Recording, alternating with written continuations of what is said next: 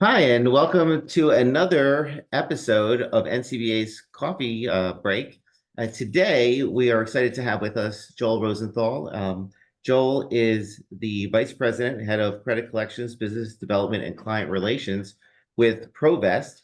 And for our listeners who aren't familiar with ProVest is the stable, sound, and secure process serving choice for collection litigators. ProVest offers service nationwide with more corporate-owned, operated offices than any other server, rather than third-party affiliates. So we're excited to talk with you, Joel. So welcome.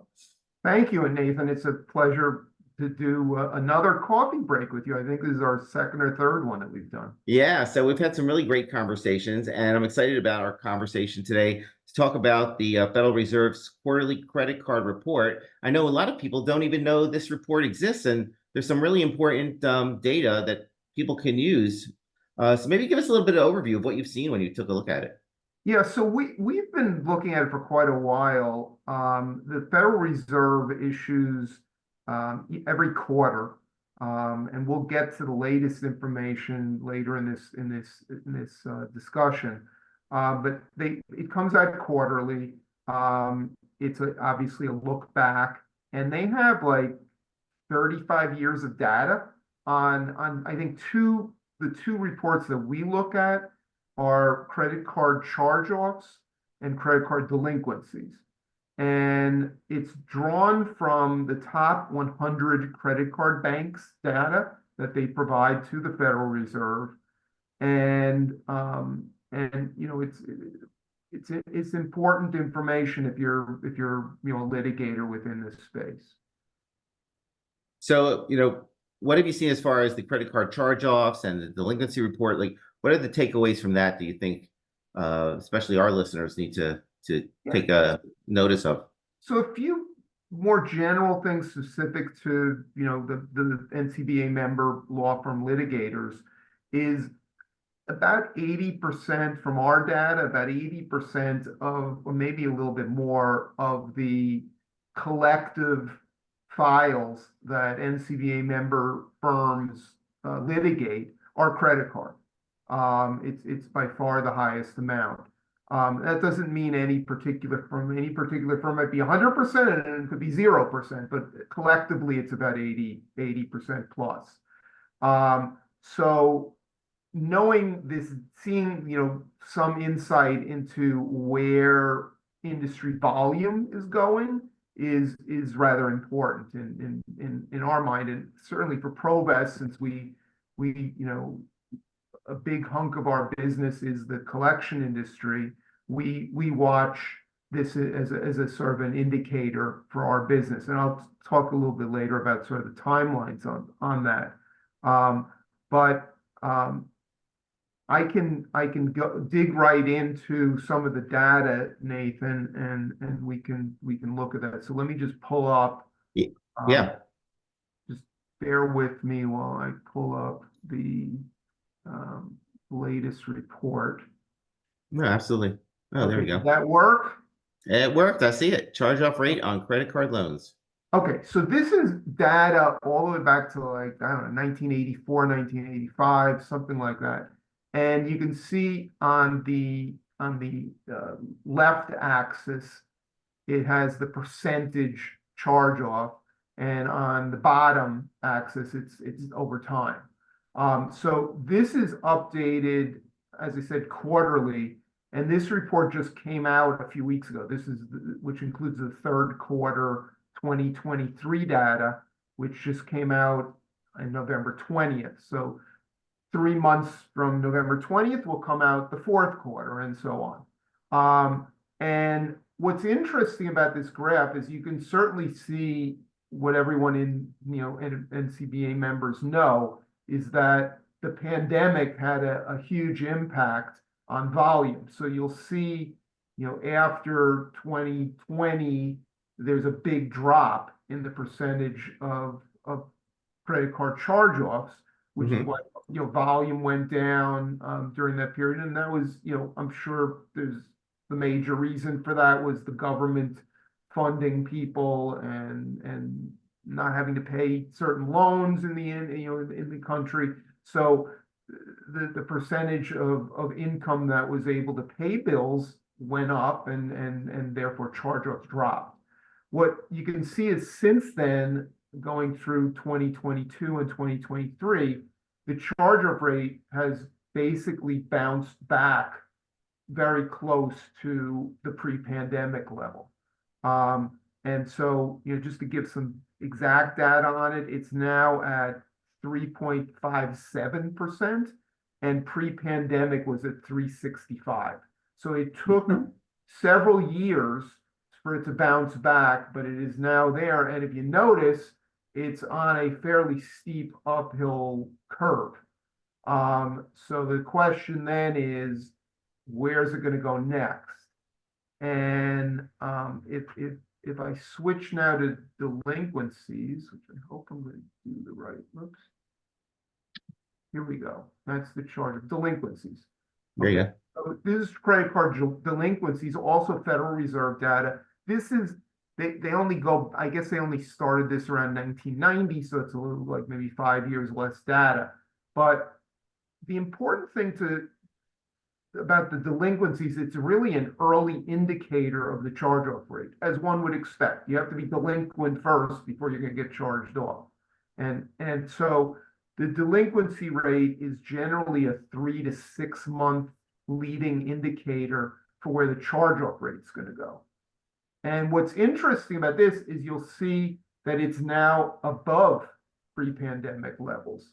So that high uptick curve that we saw in charge-offs is still continuing in the early indicator. And right now, so delinquencies are now at 2.85%, and pre-pandemic it was at 2.5%. And I think what's also important to point out, for those of you who have been in the industry for a long time, we've been in prior to the pandemic, about a 7-year period where the delinquency rate was in a band of between 2.0 and 2.5, which you can see that sort of flat point between like 2014 or 2013 and 2020. But historically, if you take out the Great Recession period from the 2008 and 9 period where you see that huge uptick, historically, for years, for 20, maybe 20 years, it was at 3.5 to 5%. And there's indications based on the delinquency rate that we're breaking out of that 7-year sort of stagnant pattern of the 2 to 2.5%. So I think that's very interesting to see, where does that go? How long does it stay? And ultimately the impact on the charge-off rate, which is sort of the key indicator for business volume. So Joel, this data is like really critical, I would think, for debt collection law firms specifically, to kind of plan out what the future is going to look like and predict business volume. Would you say this is? Yeah, I would think it's very important. And I think, I mentioned how the delinquency rate is a 3 to 6 month leading indicator of the charge-off rate. So now your question, which is a great question, is what is the charge-off rate sort of time lag to the industry then seeing the volume? Because that's the next piece of the puzzle. So having spoken to people who are upstream from my company, as well as seeing when it hits us in litigation volume, there appears to be a 9 to 12 month lag time from when an account is charged off till the industry starts getting it for litigation. And that's an average. There's going to be some that are less than that, some that are more than that. So based on that, if we go back to the charge-off curve, if you look at that big uptick, and if you move that forward or move it back, I guess 9 to 12 months, the industry's just now in the last maybe 6 to 9 months seeing that uptick. But that enormous rebound, the industry hasn't yet seen that. That's going to be coming in 2024. And the other thing is Goldman Sachs recently released a report that they're predicting that the credit card charge-off rate by late 2024, early 2025 will be at 5%, which Wow. is which is literally, you know, 60, 70% above where we are right now, which is what volume would do. Now, once again, that's going to have a time lag to it. But I think what's important for planning purposes for litigators is if you don't even add a new client and you just stay with your existing clients, and if they are credit card based, I think you're looking for a lot of additional volume over the next 2 years, 2024 and 2025, based on these curves. Now, anything crazy can happen. I mean, who knew that COVID was going to happen? So, things can happen to sidetrack that. But in the absence of any, very unusual events, that's what it looks like. And I think that's, trending higher volume for the industry. And I would make the comment that now is the time to prepare for that, because if the industry is really going to go through that big an uptick, that's not something that's easily able to be dealt with, particularly if we're continue to be in this sort of full employment situation of where it's hard to get labor, it's hard to get resources and things like that. So I think planning for the future might be a good idea to start thinking about that now. And so, because you take a look at this, and this is part of your analysis, of the credit industry in general. ProVest is prepared to have enough resources to handle the volume. Well, to talk about us personally in that regard, we went through the Great Recession period where you see that huge uptick. And Hmm. our business is sort of split between collection and foreclosure. The foreclosure curve went even more crazy high than the credit card curve. We literally quadrupled in volume during Wow. that period of time and had to deal with adding the volume. And the company did all kinds of very creative things to deal with that, adding second shifts and doing all kinds of things of handling the volume. And so that's why I make, from our experience, that's why I mentioned, be prepared, because you're going to have to look at, how do you add resources? Where do you add vendor capacity, like in our category? If you're sitting with limited capacity, you might want to look at that. Yeah, Um, no, absolutely. so that's sort of the conclusion I would draw from that. Yeah, no, and I also think that credit card loans and the charge-off rate and default are sort of like the canary in the coal mine. It kind of gives you a kind of a taste of what you're going to see in other markets like car loans and, as you mentioned, the foreclosure situations and mortgages. So it sounds like we're going to have industry is going to have a very busy 2024.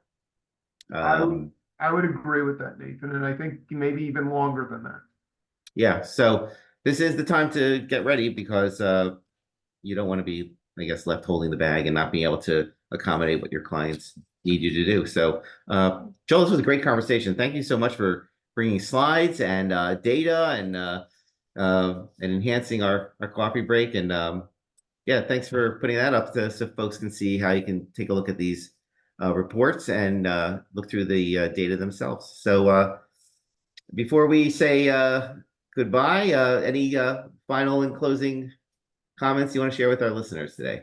No, we appreciate the opportunity to bring this information to folks, and just keep in mind, if with these links that are showing right now, the next update will be in late February. And, so you may want to store these and put a reminder for that time, and then you can look at the data yourself. So Okay. thank you, Nathan, and NCBA. We appreciate the opportunity for this educational session for your members.